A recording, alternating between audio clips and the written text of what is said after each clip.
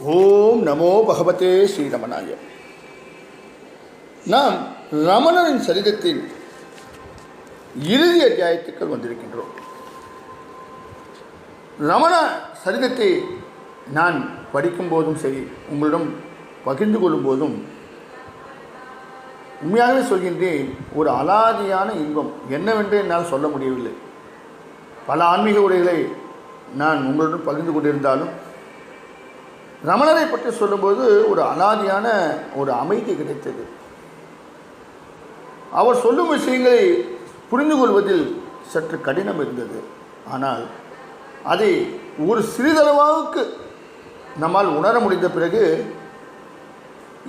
எனக்குள் சற்று முதிர்ச்சி ஏற்பட்டது என்பது மறுக்க முடியாத உண்மை. நாம் அவருடைய சரிதத்தின் இறுதி பாகத்திற்கு வந்துவிட்டோம். நேற்றைய உரையில் வாழ்வை நன்றாக அனுபவித்ததற்கு உள்ளுக்குள் மிகப்பெரிய நிறைவு ஏற்படும். அந்த நிறைவுதான் சொர்க்கம், அந்த நிறைவுதான் கடவுளுக்கு அருகே கொண்டு செல்கின்றது. ஹோமமும் யாகமும் பக்தியும் யோகமும் மற்ற சடங்குகளும் எளிதில் கொடுக்காத ஒரு விஷயத்தை பகவான் ரமண மகரிஷி கொண்டு வந்து நம்முடைய கைகளில் கொடுக்கின்றார். நாம் தவறோடாமல் எடுத்து அதை விழுங்க வேண்டும். ஒரு சிறு முயற்சி, அவரை நோக்கிய ஒரு பார்வை நம்மை மிகப்பெரிய அளவில் மாற்றும் என்று செய்தியோடு நேற்றைய உரை முடித்திருந்தோம். வாருங்கள், தொடர்ந்து இந்த அத்தியாயத்துக்குள் நாம் செல்லலாம். விசார மார்க்கம் எளிதானது. நான் யார் என்று நம்மை திரும்ப திரும்ப கவனமாக பார்த்து கொண்டிருப்பது மட்டும் நம்மை உய்விக்கும். நாம் கர்வமடையாமல் நம்மை அமைதியாக இருக்கச் செய்யும். இதை தெரிந்து கொள்ளவே பல பிறவிகளை நாம் எடுக்கின்றோம்.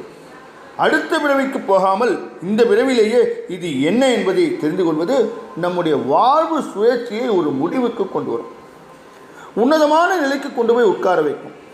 சிவபெருமானே மனித உரு எடுத்த பகவான் ரமண மகிழ்ச்சியாக திருவண்ணாமலையில் திகழ்ந்தார் என்று சொல்லப்படுகின்றது. மிக கடுமையான அத்வைத தத்துவத்தை எளிதாக பகவான் ரமண மகரிஷியின் வாய்மொழியால் கேட்க அது உண்மை என்று புலப்படுகின்றது. ரமண மகரிஷி பற்றி எழுதப்பட்டிருக்கும் கட்டுரைகள் எல்லாம் சேர்த்து சத்குரு ஸ்ரீ ரமண மகரிஷி சரிதமும் உபதேசமும் என்று ஒரு பெரிய புத்தகமாக ரமணாசிரமம் வெளியிட்டிருக்கின்றது. மிக அழகான புஸ்தகம் என்று சொல்கின்றார்கள். நான் அந்த புஸ்தகத்தை படிக்கவில்லை.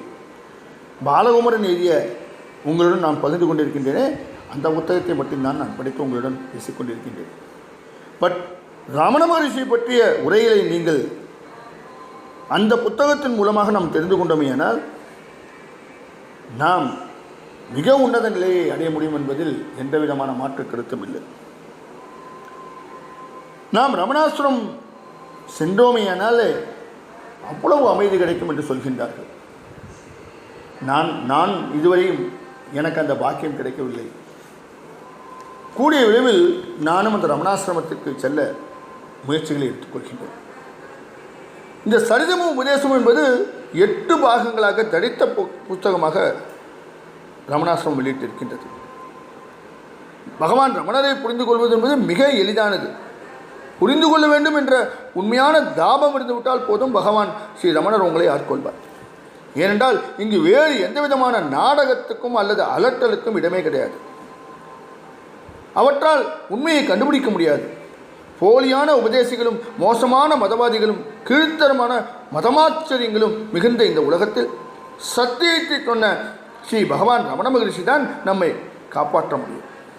அவருடைய வாக்கியங்களால் தான் நாம் உண்மையை நோக்கி, வெளிச்சத்தை நோக்கி நகர முடியும். என்ன வாழ்க்கை இது?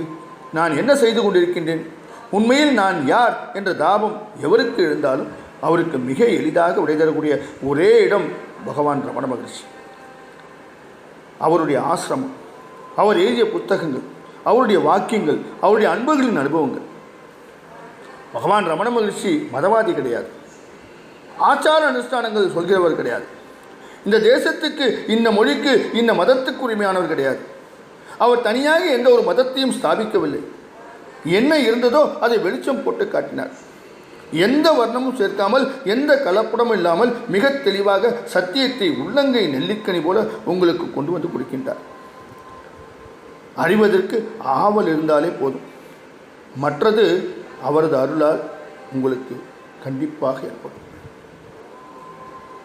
இவ்வளவு நாள் உங்களுடன் இந்த உரையை பகிர்ந்து கொண்டேன். இதை படிக்கும்போதும் சரி, பகிரும்போதும் சரி, சொல்ல முடியாத அளவுக்கு ஒரு அமைதி கிடைத்தது. இவ்வளவு சீக்கிரம் இந்த உரையை நான் முடிக்கின்றேனே என்ற ஒரு வருத்தமும் எனக்கு இருக்கின்றது. இதை எவ்வளவு பேர் கேட்டிருப்பார்கள் என்று தெரியாது. ஏனென்றால் இது கதையாக இல்லாமல் பல தத்துவங்களாக வரும். எளிமையான விஷயம்தான், ஆனால் கடினமாக தெரியும். ஆனால் உணர்ந்து கொண்டால், உங்களை நீங்களே கண்டுபிடித்தால்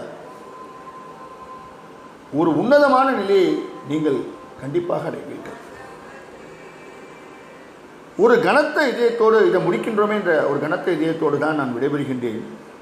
இருந்தாலும் அடுத்த ஆன்மீக உரையில் உங்களை சந்திக்கப் போகின்றேன் என்று நினைக்கும் போது ஒரு ஆறுதல் கிடைக்கின்றது. உங்களிடமிருந்து விடைபெறுகின்றேன். தொடர்ந்து இந்த உரையை கேட்ட நண்பர்கள் அனைவருக்கும் என்னுடைய வணக்கங்கள். ஓம் நமோ பகவதே ஸ்ரீரமணாய.